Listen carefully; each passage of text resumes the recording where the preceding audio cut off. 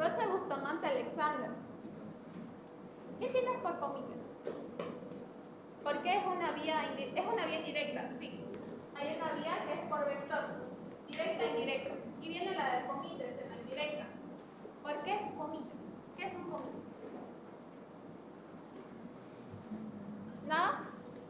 ¿Aquí?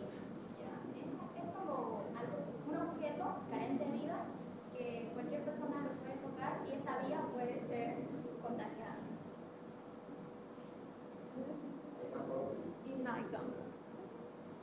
No un individuo, es un objeto carente de vida que esto puede ser contaminada de un agente patógeno de un objeto a otra persona. Cierra la puerta. Ya. Está muy bien. Esos son Pomites. ¿Puedes repetirlo más alto? Ya se fueron ya los audios. Que es un objeto carente de vida que puede ser transmitida de una persona a otra persona. Como, por ejemplo, un teléfono, un lapicero que está ahí, no, es un objeto y uno la agarra, yo estoy resfriada y la otra persona se contamina, para hacer entender. Vía indirecta. Hay algunos conceptos. La doctora se los explicó en teoría sobre lo que era colonización. Sí, ¿no? ¿Todavía no llegaron a ese tema? Ya, entonces no les voy a preguntar. Ya. Después de lo que era la vía, viene la puerta de entrada. Tipos de puerta de entrada. Quiñones, Severiche, Ariza. ¿Cuál es tu nombre? ¿Valeria? Varinia. Tipos de puerta de entrada. Respiratoria, digestiva, genitourinaria, piel y placentaria. Ya. Y después lo último, ¿qué sería? El huésped susceptible, ¿ya? Rápido. Y acá, ya. Características del agente causal. No, si no. Características del agente causal. ¿A qué nos referimos con infectividad? Melendres, Sánchez, Jorge Luis. No vi. Nada, no que se ve. Patsy, Palma, Gaby Maite. Oh. A ver, Torricos, Guevara, Brian. ¿Sí? ¿A qué nos referimos con infectividad?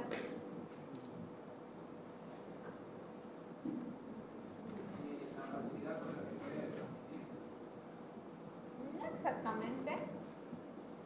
¿Alguien tiene alguna noción a qué nos referimos con infectividad?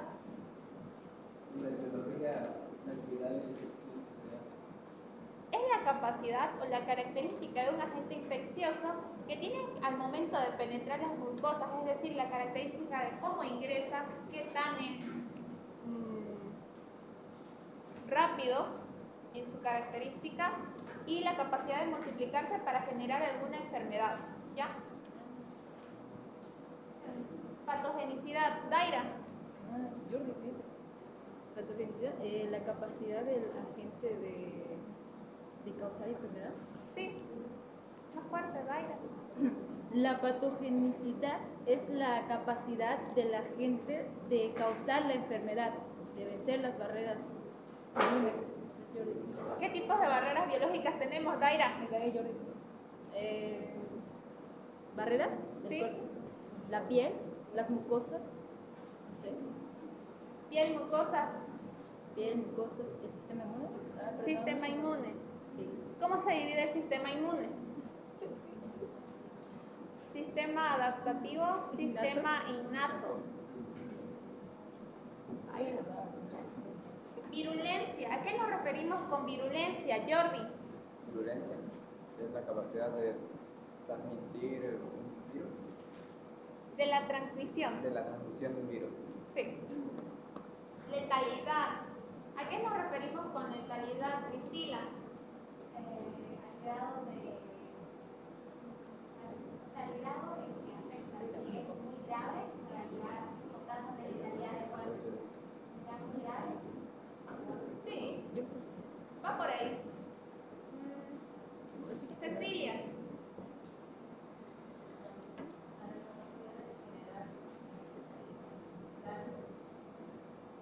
Es lo mismo. Tú eres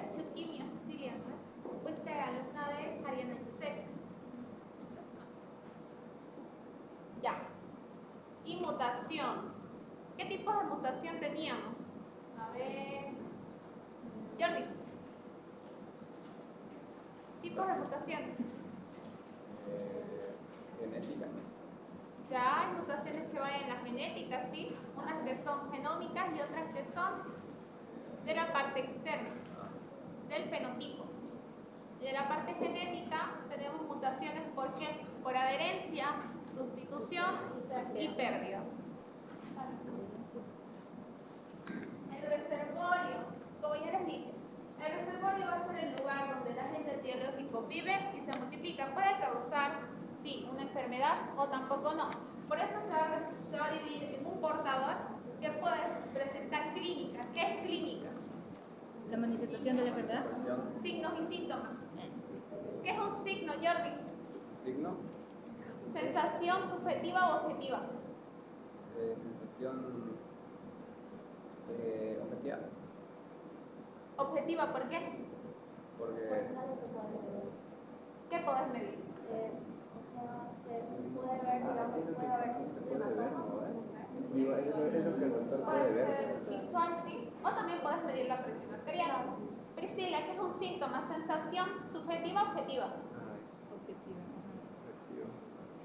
Subjetiva, ¿por qué? No se puede medir. que se ve en la persona. No se puede ver. Que siente dolor de cabeza. Y vos no lo podés sentir. O sea, te puede estar mintiendo, pero el paciente te dijo que tiene dolor de cabeza. Ya. Bien. Puede ser clínica con signos y síntomas, subclínica, que no presentas signos y síntomas, pero está infectado. Podría ser como un paciente asintomático, como lo era en el COVID. ¿Ya?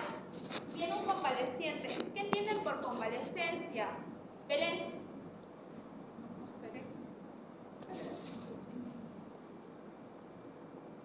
¿Qué entendés por convalescencia? ¿Cuál es tu nombre? Ese convalescencia. No es el Sí, ¿cuál es tu nombre? Ana Gabriela, ¿qué es convalescencia? sí, ¿no es el periodo de recuperación? Eso. No. Ya me grabé. Chuquimia, ¿qué es convalescencia? Priscila. Pueden haber pacientes que en un periodo de recuperación puedan seguir liberando el microorganismo y nosotros podamos seguir infectándonos y podamos seguir enfermándonos. Y eso va a depender mucho de qué? Del huésped susceptible, que vamos a ver más adelante las características, ¿ya?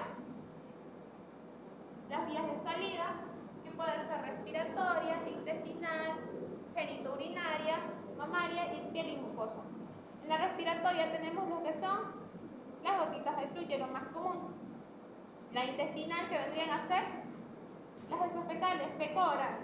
La urinaria, genitourinaria, a través de secreciones vaginales, secreciones uretrales. Buenas tardes, doctora. Sí, doctora.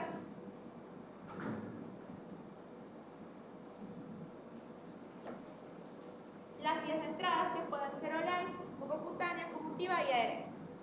Bien. Características del huésped susceptible.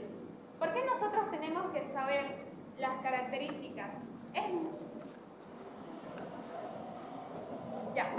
Es muy diferente un niño de un adulto. ¿Cuáles son las diferencias? Por favor, Evelyn.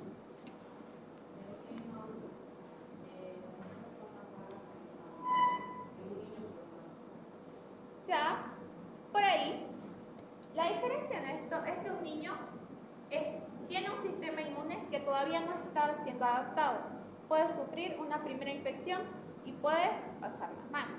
Pero un adulto tampoco es que tenga las defensas tan altas, sino que puede tener un sistema inmune más debilitado. ¿Ya? El sexo entre mujer y varón. ¿Cuál es la diferencia? Por ejemplo, anatómicamente. ¿Quién tiene más tendencia a tener infecciones del tracto urinario? ¿Los hombres o las mujeres? ¿Por qué las mujeres? Porque tienen la oreja Más pequeña y está más cerca del ano. Grupos étnicos. ¿Por qué grupos étnicos? Priscila.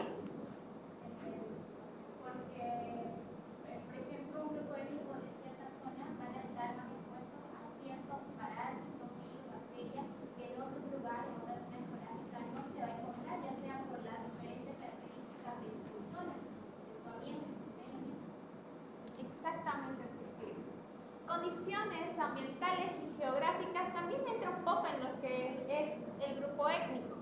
Y algo que es muy interesante que es la herencia. Cuando nosotros hablamos de herencia, tenemos que saber que nosotros podemos tener algún gen que pueda ser patógeno, por así decirlo. Pero estos están dormidos. ¿Y qué yo puedo hacer con mi vida cotidiana? Prevenir lo prevenible, ¿ya? La nutrición. ¿Por qué es muy importante la nutrición, Ana Belén? ¿Ana Belén son? No son. Ya. Perdón. García Vera, Juliana Mel. Para tener una sistema inmunitario elevado, fuerte, Con confianza. para tener una defensa alta y nuestro sistema inmunitario esté preparado a cualquier antígeno que nos pueda dar un patógeno y enfermarnos. Sí. Otro comentario que tengas para complementar lo de Mel, Torrico Guevara Brian. ¿Por qué es muy importante la nutrición? Porque al no estar ingerido o no consumir los alimentos correctos, sus defensas son bajas y son más propensos a tener enfermedades más fácilmente. Exactamente. Al momento de nosotros ingerir algún alimento, tenemos que recordar que nuestro cuerpo está conformado por diferentes estructuras y una de esas son las proteínas. Las proteínas necesitamos consumirlas porque tenemos esenciales y no esenciales. Y las esenciales yo no las sintetizo, así que por eso debo consumirlas. Y todo nuestro cuerpo está hecho en base de proteínas y las proteínas son muy importantes. Yo no puedo estar acelerada, yo no puedo estar bien si mis enzimas no están funcionando bien. Voy a estar desanimada, desganada, y es por eso que es muy importante la nutrición. La inmunidad adquirida. ¿Cuál es la diferencia entre inmunidad adquirida y inmunidad innata? ¿Qué es inmunidad? ¿Alguien tiene idea de lo que entiende las defensas que cada uno tiene frente a niños externos? En este caso, las bacterias. ¿Qué será inmunidad adquirida? La que uno adquiere a través de la vacuna, ¿no es cierto? Que inyectan a uno un antígeno. La vacuna es un antígeno. Como respuesta a ese antígeno, el organismo forma anticuerpos que lo protegen. Ya. La innata con la que nosotros nacemos, chicos. ¿Ya? es por la que nace, la que tenemos. ¿Ya? Cuestionarios. Por favor, en esto me van a ayudar los que son Aguirre Merino Marioli, Ávila Guzmán Franco José y Bustamante Álvarez Estela. Aguirre, ¿qué modelo incluye a la gente, huésped y medio ambiente en su análisis? ¿Aguirre está presente? ¿Quién es Aguirre Merino Marioli? Yo, la triada epidemiológica. Bien. ¿Cuál es el eslabón inicial de una cadena epidemiológica? Aguirre. El agente. ¿Qué características tenía el agente, Aguirre?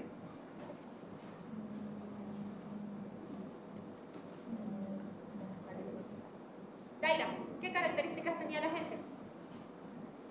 ¿Qué características? Priscila, ¿qué características tenía el agente?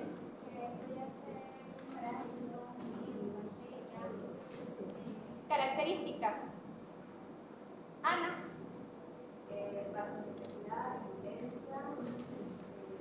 Infectividad, letalidad y mutación. Ávila, Guzmán. ¿Se encuentra Ávila Guzmán? Ávila. ¿Qué término describe un reservorio en el cual el agente no depende para sobrevivir?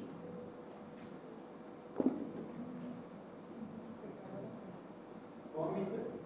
¿Qué era un fómite? Es un transporte mecánico donde el virus espera hacer que una persona lo agarre y infectarse. Meli, vos tienes un término más técnico. ¿Qué era un fómite? Era un objeto que es carente de vida, que si se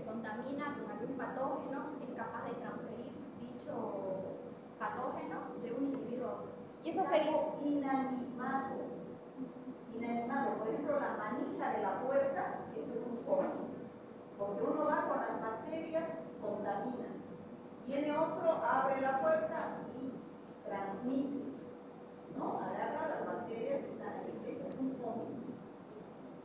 Muy bien su definición. Bustamante Estela. El periodo patogénico se caracteriza por... Equilibrio entre la misma frecuencia y el medio ambiente. ¿Ya? ¿Cuál de los siguientes es un mecanismo de transmisión directa? Yo acá en sobre todo podría ser el uso de aguas contaminadas y el contacto sexual. Contacto sexual. ¿Ya? A ver, aquí nos va a ayudar Camacho César y Carmen Rosa. ¿Se encuentra presente? Ya. En la cadena de infección, la puerta de entrada más comúnmente utilizada es... ¿Por qué la respiratoria? Porque es la más fácil, ¿no? De transmitirse. Uno está ahí y respira aire. Y uno no sabe si el de al lado tiene alguna enfermedad que está eliminando bacterias y contaminando el medio ambiente, ¿no? En cambio, la digestiva no, porque es a través de alimentos y agua contaminada, no es tan frecuente, ¿no? La genitourinaria es a través de una relación sexual y a través de vómitos también podría ser bien común, ¿no? Pero la respiratoria es el aire que respiramos. Doctora, la gotita de fluido en el aire, ¿cuánto tiempo se mantiene la bacteria? Depende de qué bacteria, ¿no? Del tamaño de la bacteria. Por ejemplo, el SARS-CoV-2, COVID, es una bacteria, es un virus pesado, entonces cae rápidamente al suelo. En cambio, el virus influenza es más lineal, entonces permanece más tiempo en el organismo. Depende del tamaño del peso de cada organismo. ¿Ya? ¿Camacho? Sí, ¿verdad? Ya contesté. ¿Un reservorio puede ser un objeto inanimado, Camacho? Verdadero. Vamos a pasar a la parte de esterilización y desinfectante. Esta parte es interesante, ¿ya? Se dice que a finales del siglo XIX, Joseph Lister, que era un científico, realizó aportaciones claves para resolver uno de los grandes problemas que todavía tenían planteados, que era la infección. Es decir, que en ese siglo mayormente no se morían por lo que eran las enfermedades, sino porque no había las medidas de bioseguridad. Usaban en lo que era los quirófanos, podrían usar los mismos instrumentos con un paciente y no desinfectarlos de la misma manera, no esterilizarlos, que sería lo correcto en esta situación, para usarlos con nuestros pacientes. No se lavaban las manos.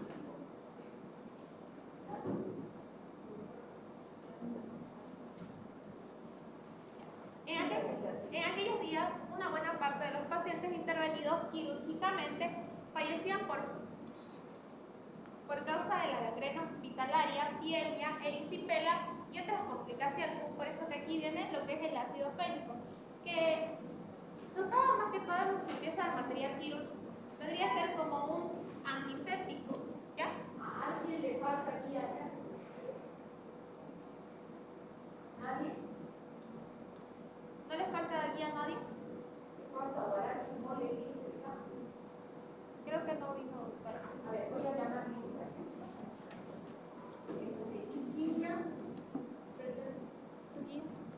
Flores, Fuerte, Presente. García, Presente. Huanca, Presente. Guarachi, Vivo, Yanque, Amani Flores, Marca Villa, Elendre Sánchez, Miranda, Montenegro, Murillo, Arci, Quiroga, Lister, Quiñones, Ramírez, Omar, Rivas, Presente. Rocha, Salazar, Sandoval, Presente. Santos, Salinas, Torres, Rico,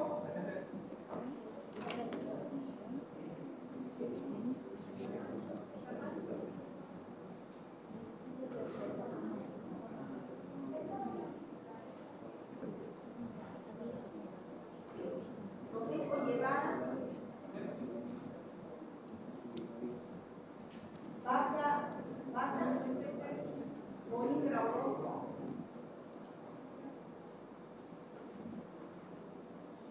Coimbra es de Cuba, Valverde,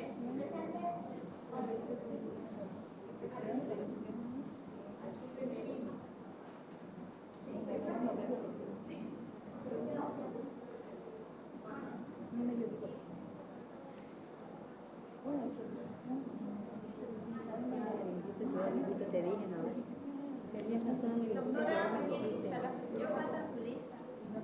Yo falta en su lista.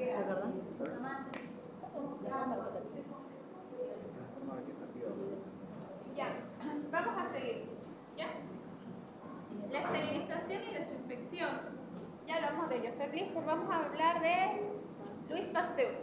Louis Pasteur fue un científico que inventó, valga la redundancia, la pasteurización. ¿Qué es la pasteurización? Yankee, ¿qué es pasteurización?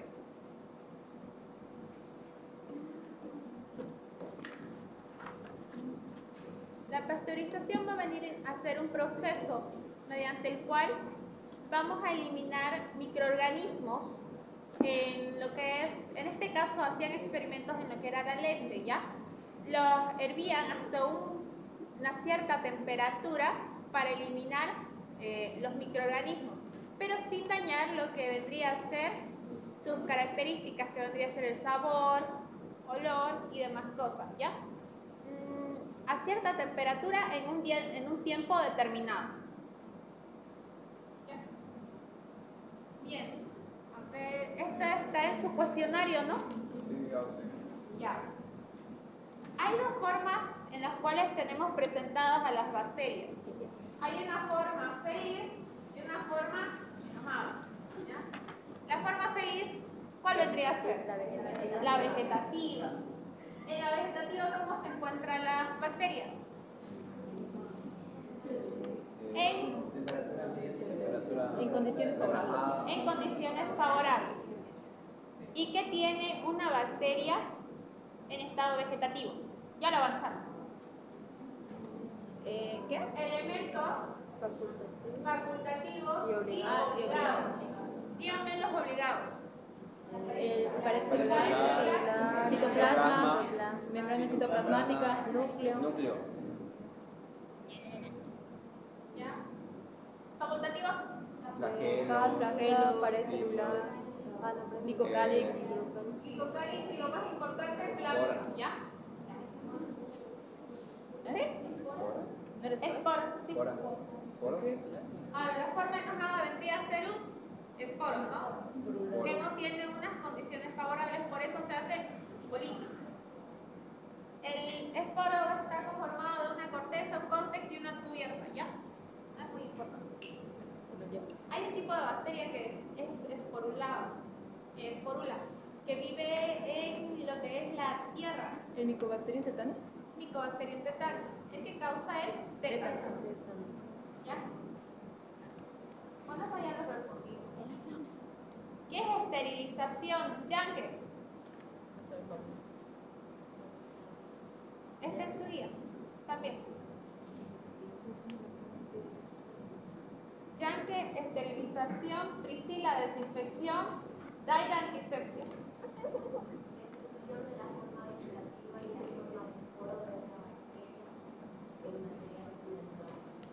Tipos de material inanimado.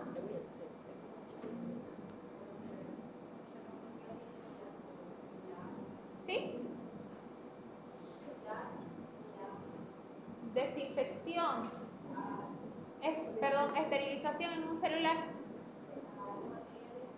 Materiales quirúrgicos que vendrían a ser la pinza Kelly y demás cosas. Instrumental quirúrgico. Desinfección, Priscila. Desinfección de la forma vegetativa del inanimado. Daira, antisepsia. Es la destrucción de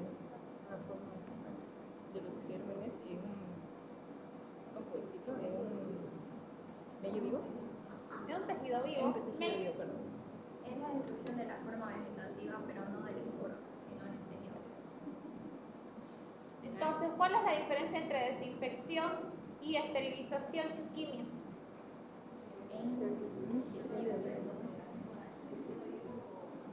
Los dos están en material inanimado.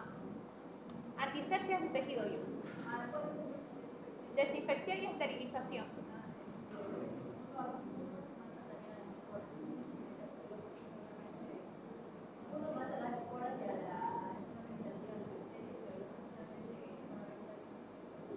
Está bien. ¿Ya? Bien. Estos métodos, la verdad, es en cierta parte importante saberlo. ¿Ya? Lo tienen en su guía, que van a hacer los de limpieza, desinfección y esterilización. Los de limpieza solo van a hacer la remoción física con algunos desinfectantes, sí, pero no afectar mucho a lo que son las bacterias, así que no es muy efectivo. Pero lo que vendría a ser la desinfección, sí. A ver, recapitulando, ¿qué era desinfección?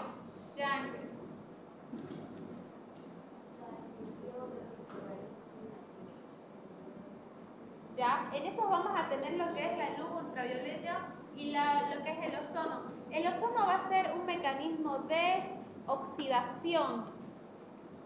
Está en bioquímica, ¿no ves? ¿Qué es oxidación? La pérdida de ozono. La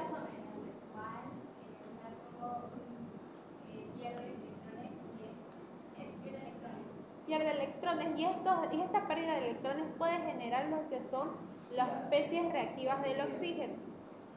¿No ves? Porque estas son muy electrofílicas, creo que se les dice, ¿no ves? Electrofílicas, que andan buscando lo que es un electrón más de las membranas, si son las bacterias, para completar su octeto electrónico, ¿ya? Es por eso que estos pueden llegar a afectar a las bacterias, ¿sí? Disculpa, una reacción bioquímica, ¿verdad?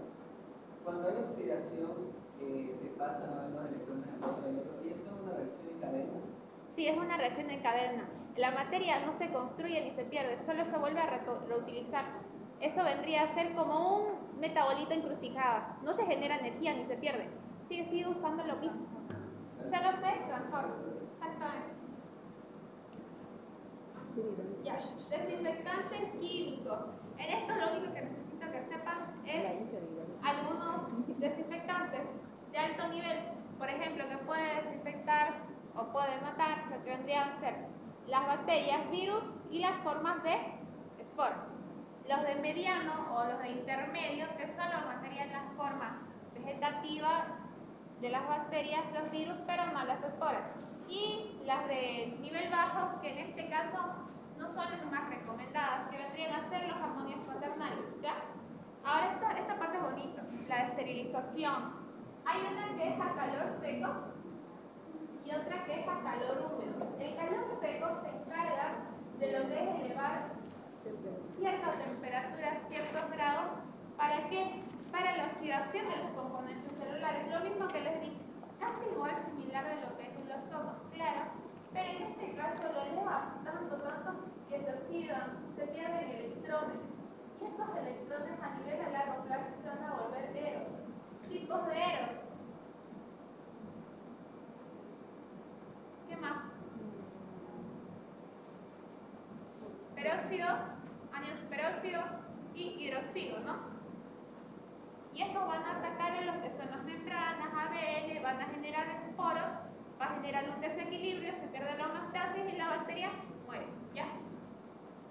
Antes de que venga la doctora, perdón.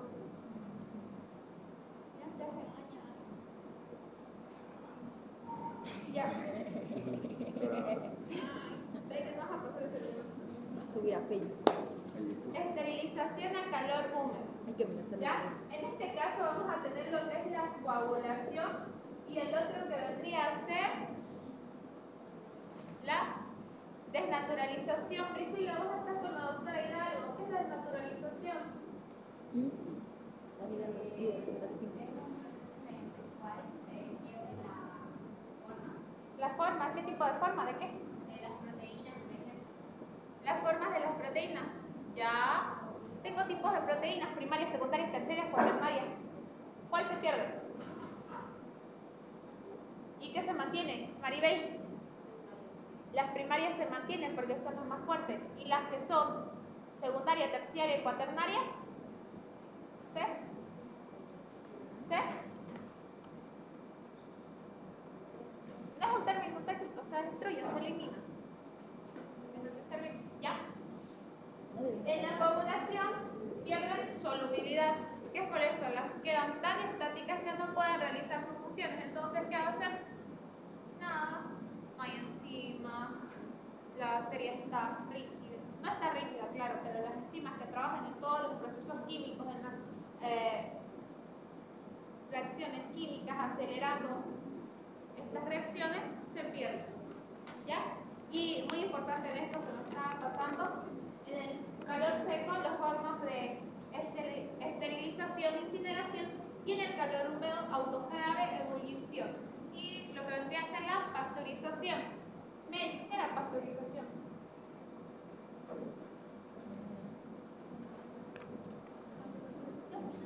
¿Qué es Es un proceso donde, por ejemplo, la leche va a alta temperatura para poder eliminar los microorganismos sin perder sus propiedades como olor y sabor.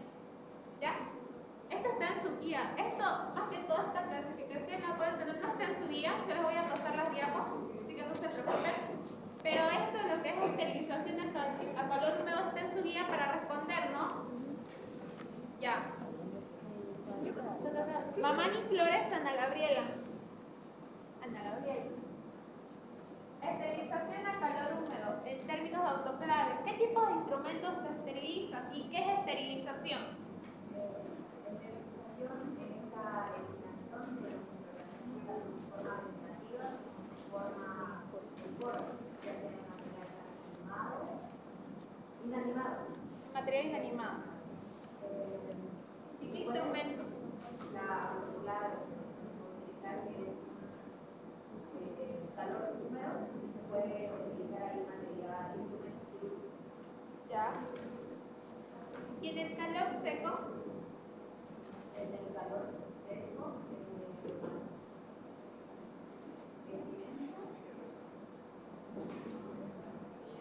ropa de quirófano. Era el...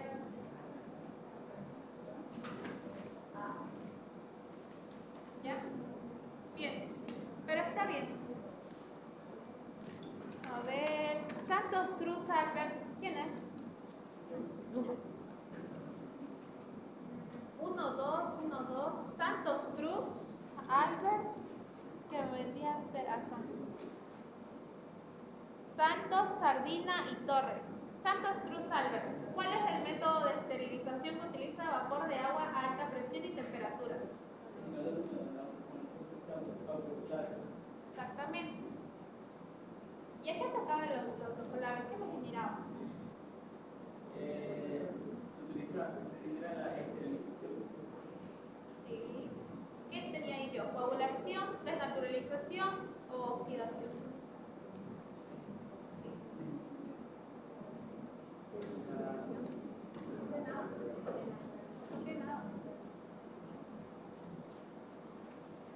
Autoclave, calor húmedo, desnaturalización y coagulación, ¿ya? ¿Cuál es el agente desinfectante comúnmente utilizado en entornos médicos para la desinfección de superficies? Sí. Hipoclorito de sodio. Ya. Santos, bien.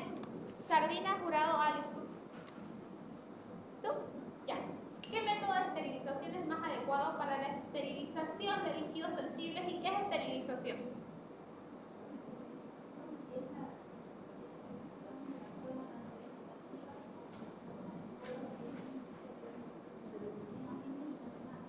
¿Ya? ¿Y cuál es la respuesta en esta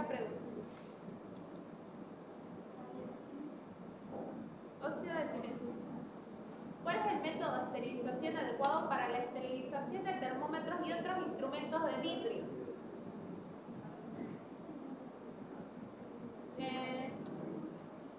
Sardina. Sí, Alison. ¿Cuál es el método de esterilización adecuado para la esterilización de termómetros y otros instrumentos de vidrio? Calor seco.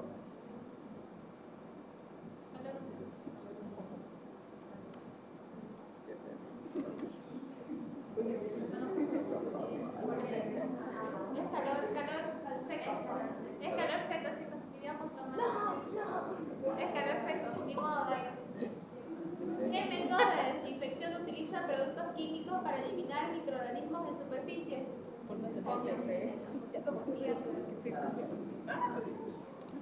¿Ya? Aquí, a ver. Ay, Miranda Valdés, Milenka Nicole. ¿Está? ¿Sí? Los antisépticos más frecuentes de cuidados sanitarios son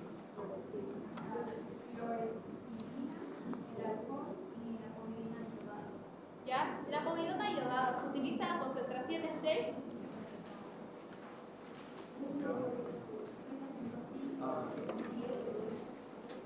¿ya? Menos. La clorexidina a una concentración de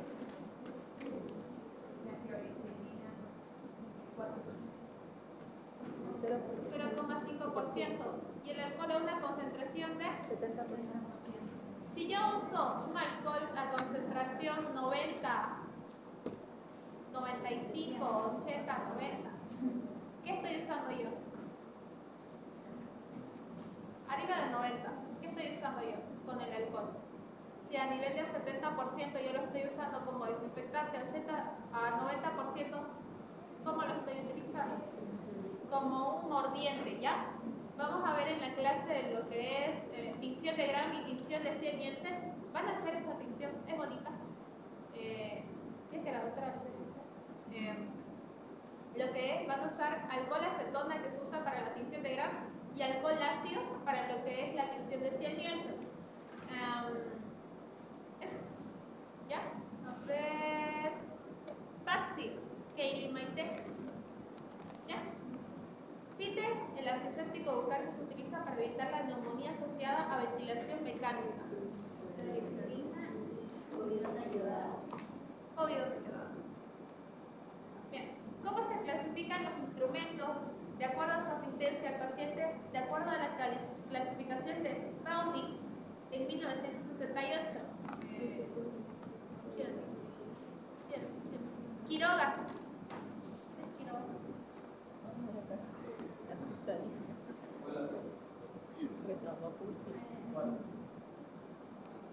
Crítico y ejemplo de Crítico, semicrítico y no crítico. Los críticos invaden lo que son las áreas estériles del organismo. Tipos de áreas estériles. Tipos de áreas estériles. Áreas estériles. Los órganos, sí. Ejemplos, bisturí, ¿ya? Los semicríticos. En contacto con superficies mucosas. ¿Qué es una mucosa? Es el revestimiento, pasar a la histología. ¿Qué es una mucosa, Ana?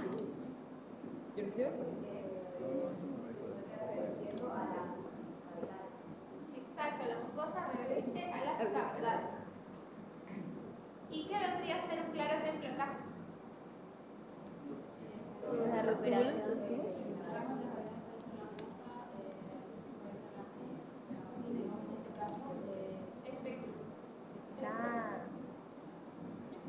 No crítico.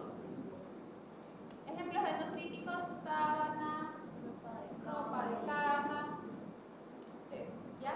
Y aquí lo que les decía, en una concentración de 95 horas, 95 a 100, se usa como mordiente y una concentración de 70-90% como un antiséptico o un desinfectante, ¿ya? No está la doctora ahí. Esto es pregunta de examen, ¿ya? Esto sí o sí es pregunta de examen. Más que todo esta parte de acá.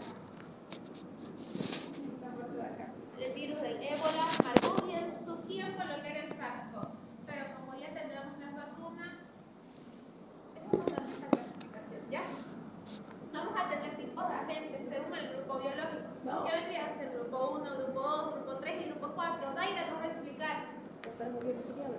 ¿Sí? Mentira. El riesgo infeccioso, el 1, es poco probable que en el caso de una enfermedad, entonces el riesgo de propagación es mínimo. ¿Se sigue una profilaxis o un tratamiento? ¿Es necesario? No. Es innecesario. Ejemplos de esto vendría a ser el bacillus subtilis, ¿ya?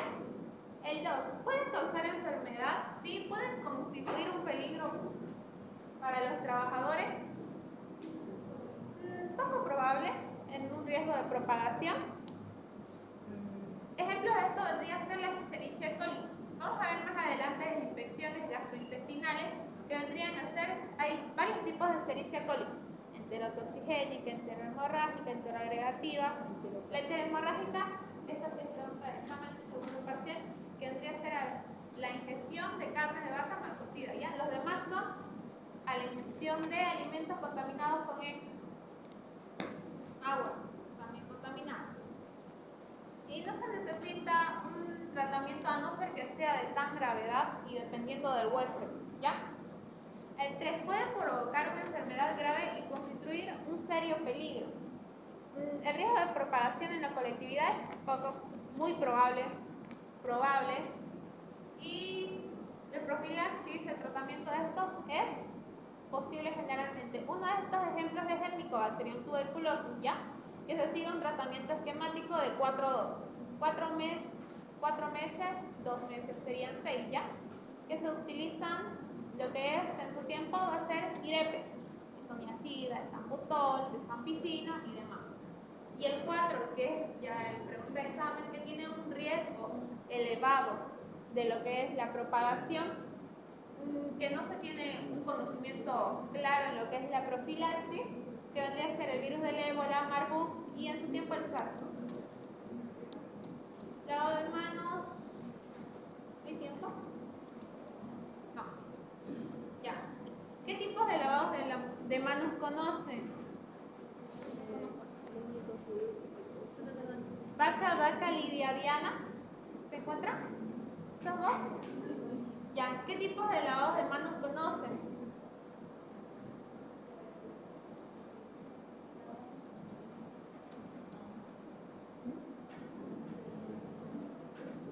Flores Evelyn.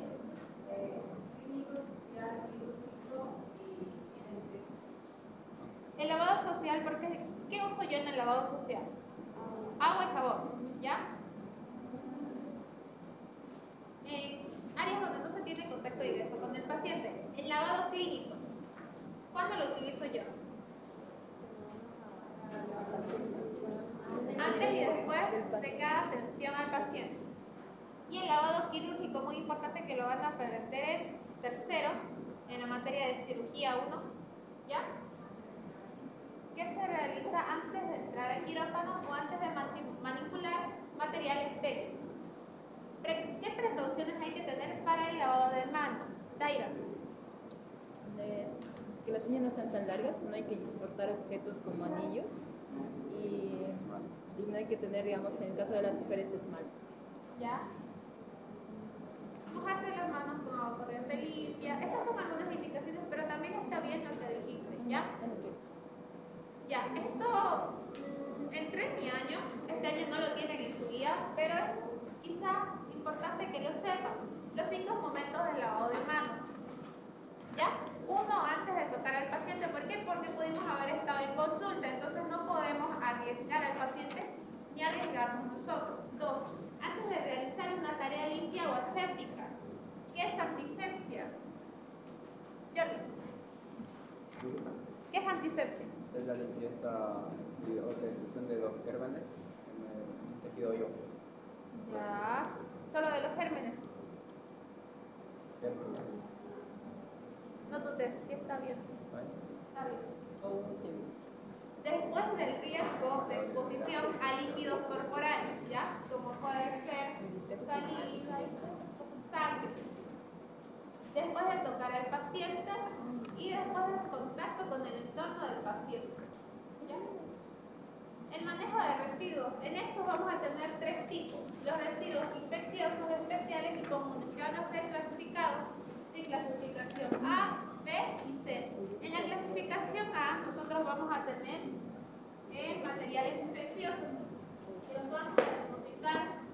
aquí, ¿ya?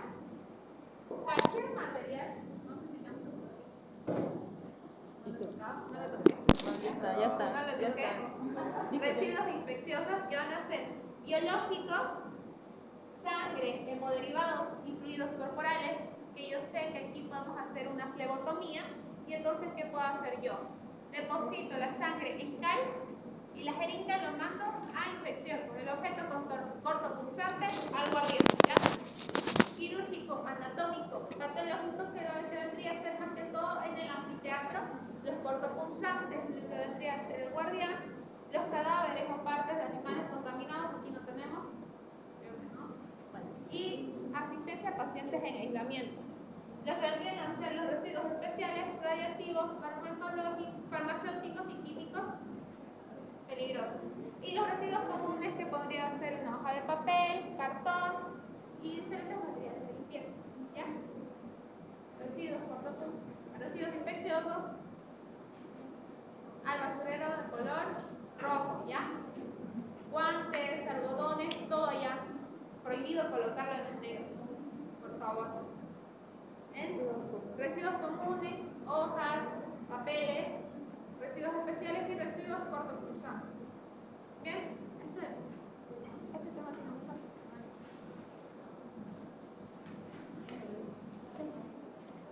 Yankee, Colque, Maribel, ¿qué es un residuo sólido hospitalario?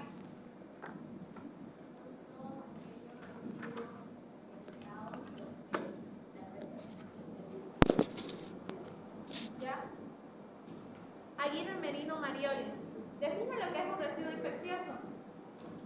Son aquellos que se encuentran contaminados con agentes infecciosos, pueden contener altas concentraciones de microorganismos. ¿Ya? ¿Cuál es tu nombre? ¿Sí? Maite. ¿Dónde se generan los residuos infecciosos? En etapas de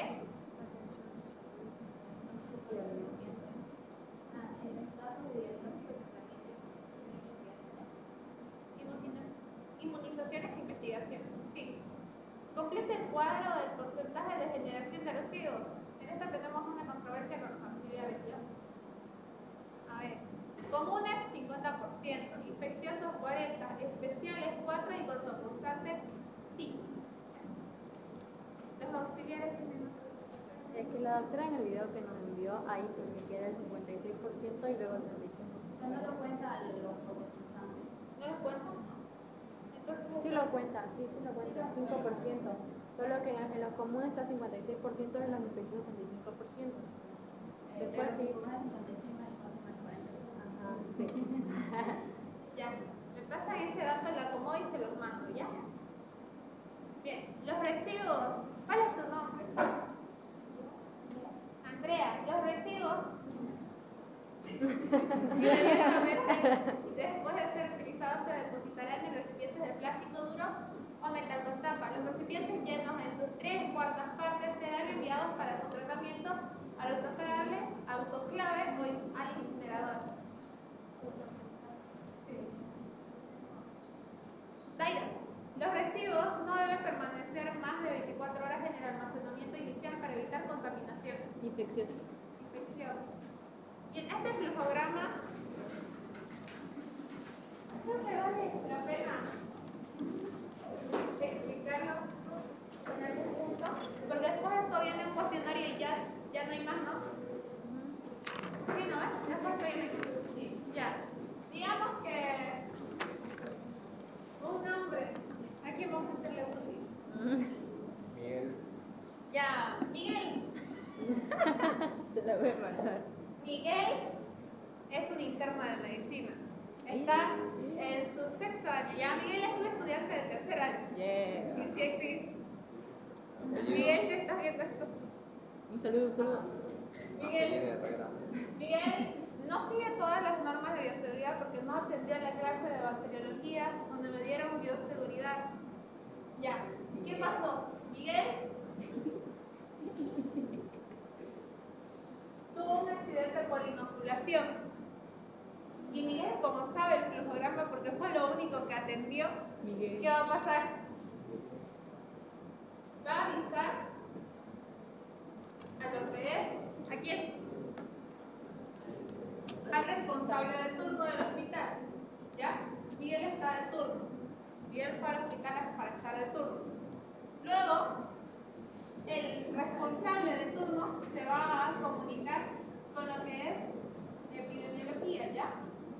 Y este me va a decidir si es un material no infeccioso o infeccioso. Si no es no infeccioso, van a ir con el especialista, van a sacar un diagnóstico y van a tener un tratamiento final. Pero si Miguel está inquieta y como posiblemente pueda ser Miguel puede ser un material infeccioso. Y al momento de tener esto, tiene que tener una ficha epidemiológica que las características de la enfermedad. Entonces, al tener esa ficha, ¿qué puede pasar? Van a vigilar a Miguel para ver la evolución de la enfermedad, el tiempo y las características que pueda presentar y el riesgo de infección para el demás personal. Van a sacar muchas serologías para hacerle lo que es el seguimiento, van a sacar un esquema de vacunación y tratamiento y van a seguir haciéndole el seguimiento que no le gusta a Miguel durante 3 o 6 meses y más. ¿Ya? Todo porque Miguel no siguió las normas de bioseguridad. ¿Ya? Ahora Miguel. Ya. Si no eres padre.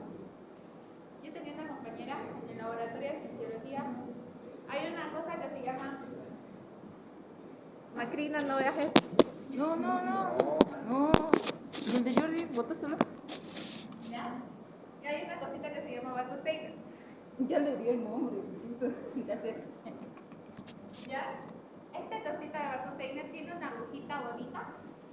Que dentro de acá tiene como una gomita. Tiene una aguja adelante y atrásito, solo que no se nota. Y al momento de nosotros tener que colocarlo, ¿qué tenemos que hacer? Lo que no tenemos que hacer es hacer lo mismo que hacemos con una jeringa. Hacer esto para que se pueda cerrar. Sino que la Batuteina tiene arriba y abajo la aguja. ¿Qué pasó? A mi compañera se le olvidó que era una aguja doble y terminó haciendo esto y se pinchó. Y resulta que el compañero tenía antecedentes de hepatitis A.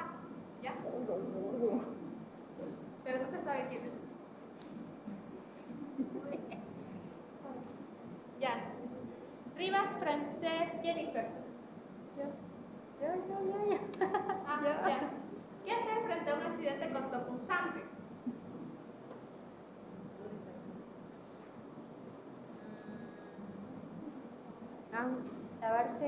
Lavar la zona afectada con abundante agua y después informar a la jefatura. Si la zona es mucosa, lavar con agua o suero fisiológico, ¿ya? ¿Cuál es el principal riesgo para el personal de salud relacionado con accidentes de trabajo?